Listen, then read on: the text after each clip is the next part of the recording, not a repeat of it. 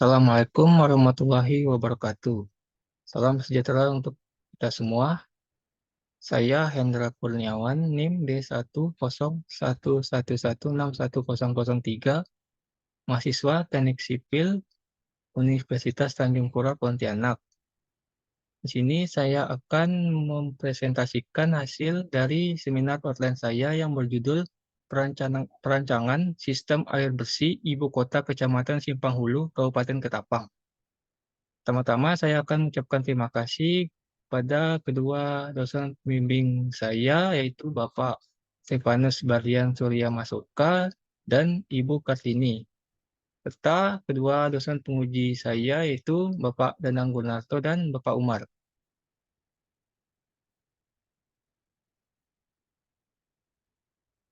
Agenda presentasi kali ini yaitu terdiri dari 3 bab.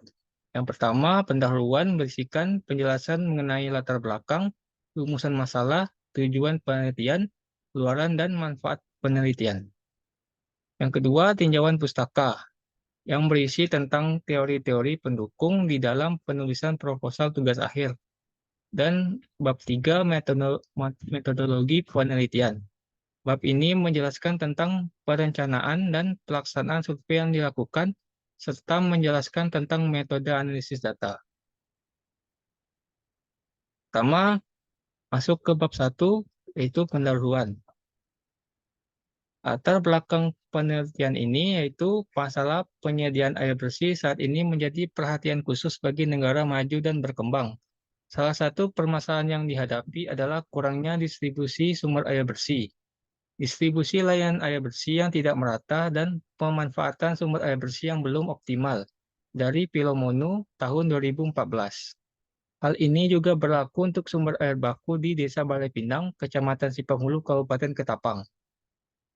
Desa Balai Pinang merupakan salah satu wilayah administrasi di Kecamatan Simpang Hulu, Kabupaten Ketapang dengan luas wilayah sebesar 203,05 km persegi. Dari pengamatan di lapangan yang telah dilakukan, diketahui bahwa Desa Balai Pinang belum ada jaringan air bersih.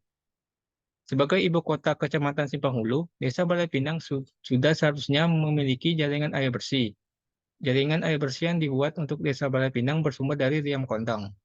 Dengan kondisi fisik aliran air Riam Kondang yang jernih, kecepatan aliran yang tinggi, maka dapat diasumsikan bahwa Riam Kondang ini berpotensi untuk dimanfaatkan sumber air bersih tidak hanya untuk satu dusun saja. Maka perlu dilakukan perancangan yang dapat memenuhi kebutuhan air bersih untuk membantu masyarakat di Desa Balai Pinang. Rumusan masalah.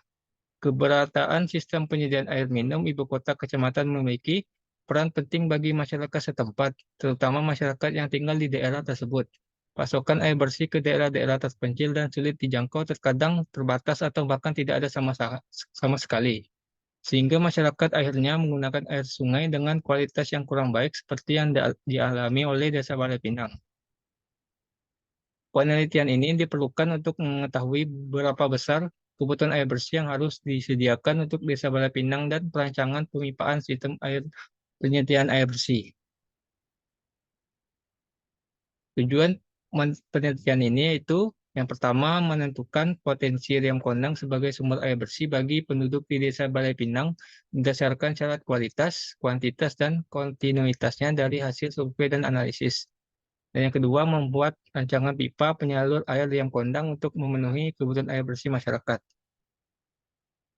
Luaran dan manfaat penelitian ini, yaitu hasil dari penelitian ini adalah analisis dan dapat memberikan informasi dengan cara ilmiah mengenai potensi Riam Kondang dan sistem pengaliran pipa transmisinya untuk masyarakat, sehingga sebagai salah satu pertimbangan bagi pemangku kepentingan setempat untuk dipertimbangkan dalam memenuhi kebutuhan air bersih masyarakat Desa Balai Pinang. Kemudian masuk ke bab 2, yaitu tinjauan pustaka. Landasan teori, karena air selain dikonsumsi untuk minum, mandi, dan memasak, juga digunakan untuk pertanian, perikanan, industri, dan transportasi, dari Edokpai et al. Tahun 2018. Sebagai sumber daya alam, semua orang yang membutuhkan air, baik dalam memenuhi kebutuhan dasarnya seperti air minum dan sanitasi maupun kebutuhan lainnya, harus memiliki akses yang sama. Kegiatan pengelolaan sumber daya air yang menjamin akses menjadi penting. Dari Purwanto dan Susanto, tahun 2015. Kemudian kebutuhan air bersih. Kebutuhan air bersih itu sendiri terdiri dari dua, yaitu kebutuhan air bersih domestik dan non-domestik. Adapun kebutuhan air domestik yaitu kebutuhan air yang digunakan pada tempat-tempat hunian pribadi untuk memenuhi keperluan sehari-hari seperti memasak, minum, mencuci, dan keperluan rumah tangga lainnya. Dan bisa dilihat dari tabel berikut yang saya dapat dari bersumber Ditjen Cipta Karya tahun 2000.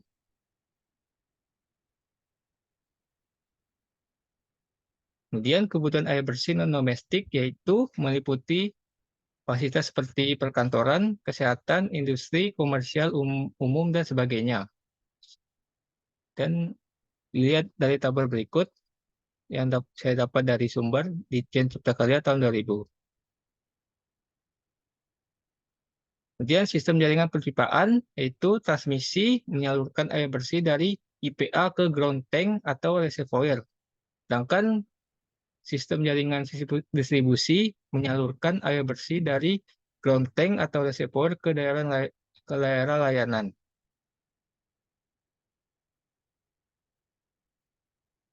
Kemudian sistem pengaliran terdiri dari tiga sistem, yaitu sistem gravitasi memanfaatkan energi potensial akibat perbedaan elevasi sumber air dengan reservoir.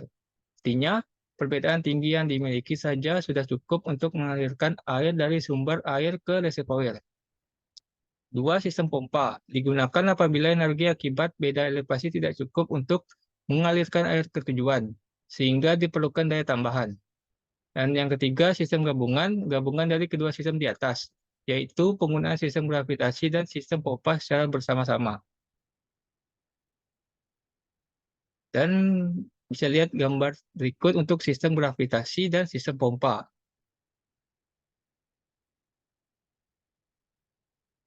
Kemudian masuk ke bab 3, yaitu metodologi penelitian. Rangka teoritis. Air bersih merupakan bagian terpenting dari kebutuhan dasar makhluk hidup, terutama bagi manusia, karena air digunakan macam-macam keperluan pokok. Dalam suatu wilayah, air sangat mempengaruhi berbagai aspek baik kesehatan, ekonomi, dan sosial. Dari Teja tahun 2015. Mengingat pentingnya air bersih bagi kebutuhan manusia untuk saat ini maupun di masa yang akan datang, oleh karena itu perlu diadakan sebuah penelitian di Liam Kondang, Desa Balai Pinang. Desa Balai Pinang merupakan salah satu wilayah administrasi Kabupaten Ketapang. Pada saat ini penduduk yang ditinggal di wilayah tersebut sebanyak 4.728 jiwa.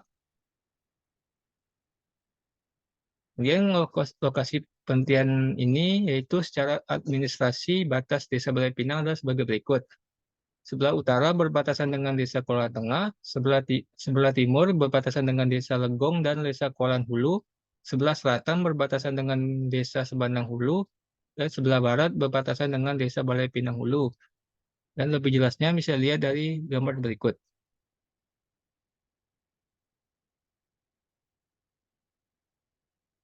Kemudian diagram alir penelitian bisa dilihat dari gambar berikut.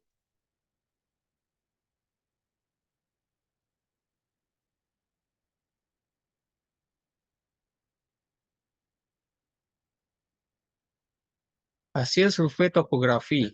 Sumber air baku yang ditinjau pada penelitian ini adalah sumber air baku Liam Kondang di Desa Balai Pinang. Dalam survei lapangan topografi dilakukan peninjauan terhadap aksesibilitas sumber air baku, posisi air baku, dan jalur pipa transmisi serta pendistribusiannya. Dan berikut adalah posisi sumber air baku dan elevasi sumber air baku hasil identifikasi lapangan. Bisa lihat dari tabel berikut. Dapat dari ada posisinya, elevasi, dan jarak sumber air baku.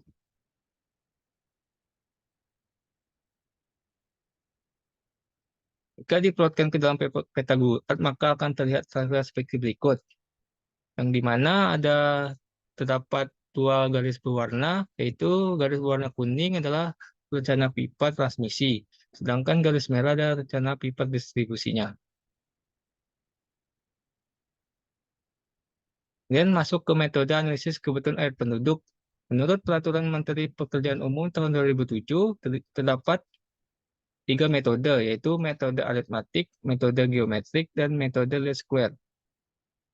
Dan rumus yang digunakan dapat dilihat pada persamaan di bawah.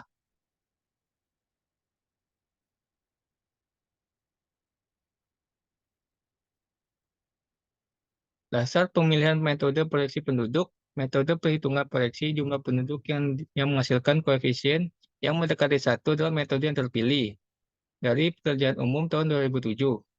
Faktor korelasi dan standar deviasi dapat dihitung dengan cara menganalisis data kependudukan dengan cara perhitungan statistik. Pemilihan metode proyeksi penduduk dengan nilai angka korelasi yang terbesar mendekati 1 dan standar deviasi dengan nilai paling kecil. Rumus yang digunakan untuk menghitung standar deviasi dapat dilihat pada persamaan di bawah ini.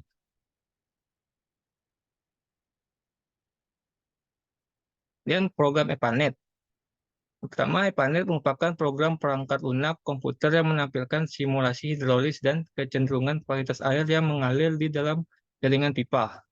Kedua, jaringan itu sendiri terdiri dari pipa, not atau titik koneksi pipa, pompa katup, dan tangki air atau reservoir.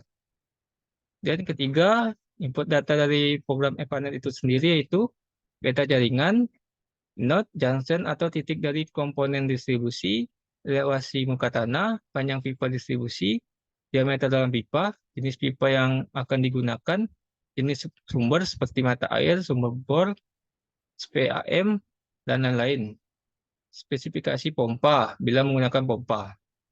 Dan output data itu sendiri yaitu hydraulic head pressure, demand dari masing-masing titik, velocity, unit head loss dari setiap panjang pipa atau links, dan tekanan. Sekian presentasi dari saya. Lebih dan kurangnya mohon dimaafkan. Saya ucapkan terima kasih.